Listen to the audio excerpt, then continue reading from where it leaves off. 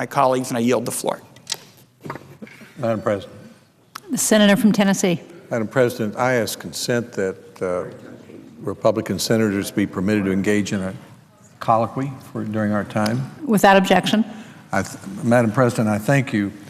I know the senator from Washington will have a chance to talk, but Madam President, my grandfather was a Santa Fe railway engineer.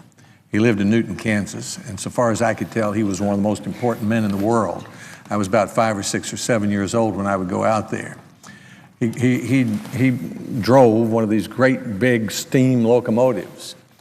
And if there were as many yellow flags and red flags along the track when he was driving that Santa Fe locomotive as there are with the healthcare locomotive that's going through the Senate today, I think my grandfather would have been guilty of gross negligence if he didn't slow it down and see what those red flags and yellow flags meant. There's a lot of talk about making history with this bill, but there are a lot of different ways to make history. And one of the things I hope that we'll be very careful to do in the Senate is not to make a historic mistake with this health care legislation.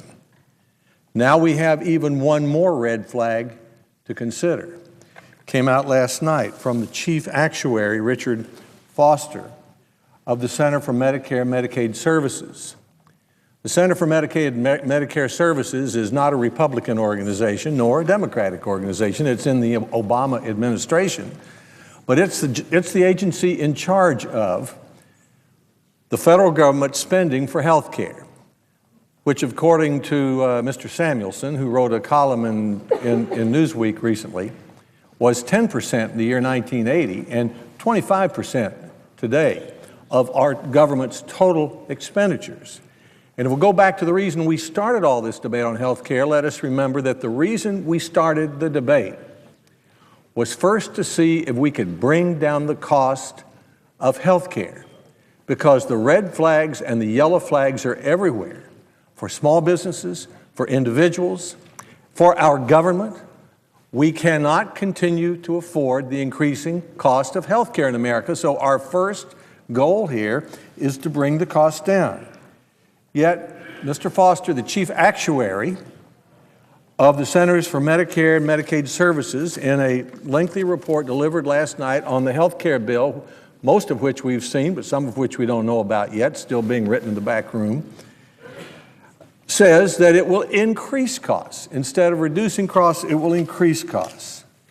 It points out the obvious, which is that the taxes in the bill will raise the premiums that 180 million of us pay who have employer-based insurance, and for those who have individual insurance, for most of them the same.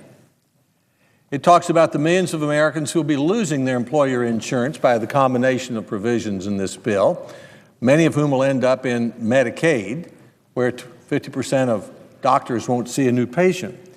But maybe the most important finding is the most obvious finding, and the one which we've been suggesting to our colleagues day in and day out is one we ought to pay attention to, and which almost every American can easily understand, and it is this. It has to do with Medicare, the government program that 40 million seniors depend on. This bill would cut $1 trillion. Well, let's start this way.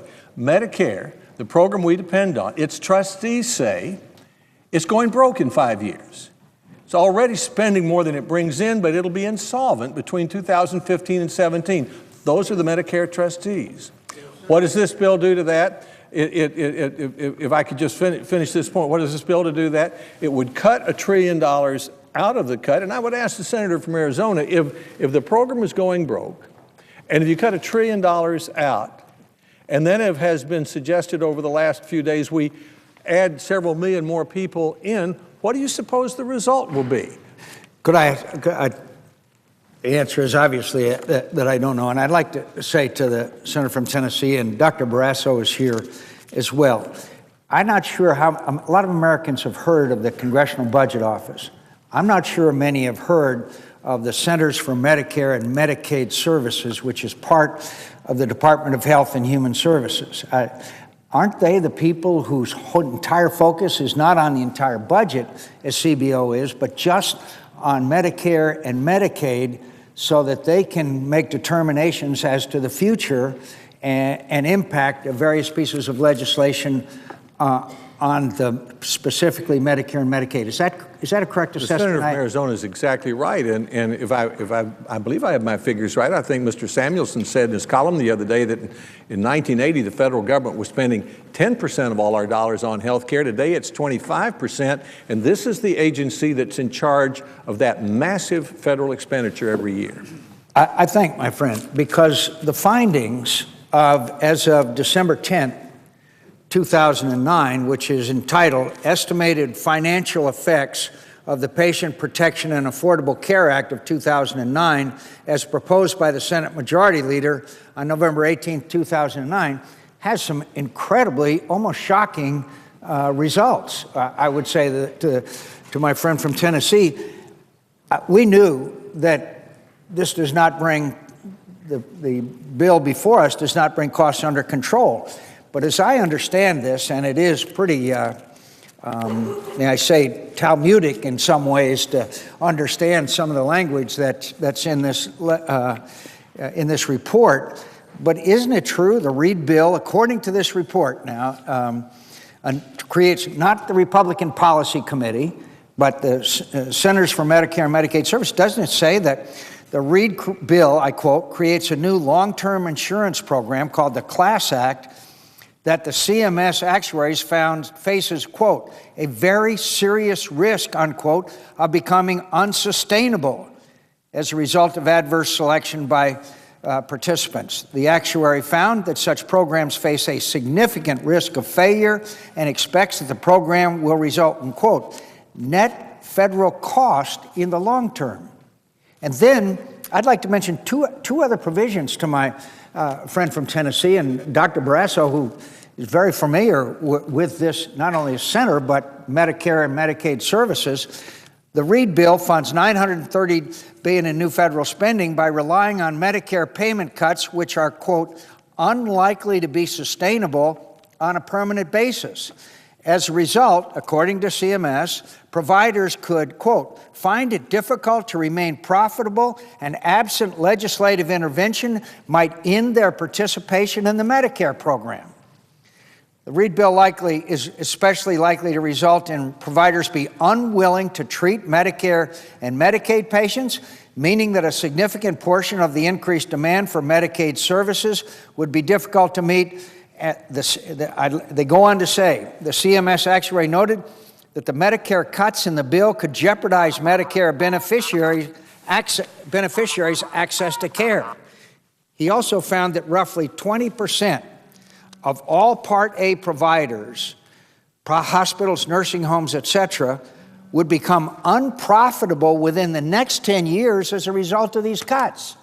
And finally, he goes on to say, the CMS actuary found that further reductions in Medicare growth rates through the actions of the Independent Medicare Advisory Board, which one of the most controversial parts of this legislation, which advocates have pointed to as a central linchpin in reducing healthcare spending, quote, may be difficult to achieve in practice. This is a remarkable study.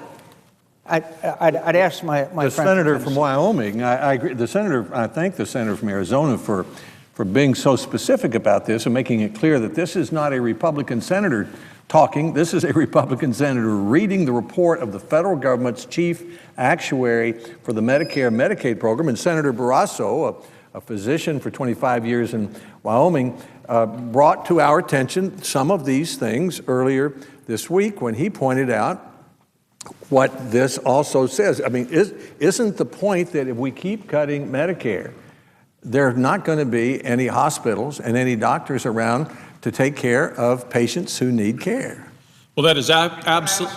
Addition to that question, has Dr. Barrasso ever heard of the CMS being biased or slanted in one way or another? Isn't it one of the most respectable and admired objective observers of the healthcare situation as far as Medicare and Medicaid is concerned?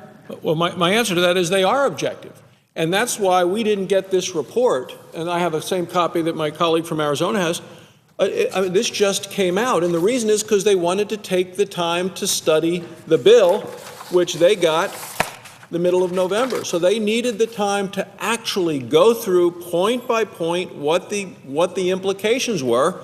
And you talked about the one segment where they talk about faces a significant risk of failure. They actually go on to say this will eventually trigger an insurance death spiral. And this is for people who depend upon Medicare for their health care. There's an Associated Press story that's out today that says this provides a sober warning today to members of the United States Senate. This at a time when the Senate is going to want to raise the debt limit in this country by over $1 trillion. You know, as the old saying goes, I say to my friend from the Navy, like spending money like drunken sailors, and yet they want to keep the bar open longer than that. So we want to increase the debt at a time when our nation cannot afford it, when we have 10% unemployment, and yet the folks who know Medicare the best and can look at this objectively and share with the American people what their beliefs are and what the impact is going to be. This is going to be devastating for patients who rely on Medicare for their health care. That's our seniors. Devastating for small community hospitals. And I see the former governor of Nebraska, senator from Nebraska, is here, who knows, like I do in Wyoming, the impact on our small community hospitals. But as the senator from Tennessee said, this is all being done in back room. We're not really privy to the newest changes, which I think are actually going to make matters worse. When the New York Times today says Democrats' new ideas would be even more expensive, few details, questions exist about the affordability, what we're dealing with is a situation that is unsustainable, and that's why today the newest poll by CNN, certainly not biased one way or the other, finds 61% of Americans oppose this bill. It is the highest level of opposition to date because more and more people are seeing and learning the truth about what's being proposed in the bill before the Senate right now. Could I finally ask, this is the information on the bill as it is, correct? The one originally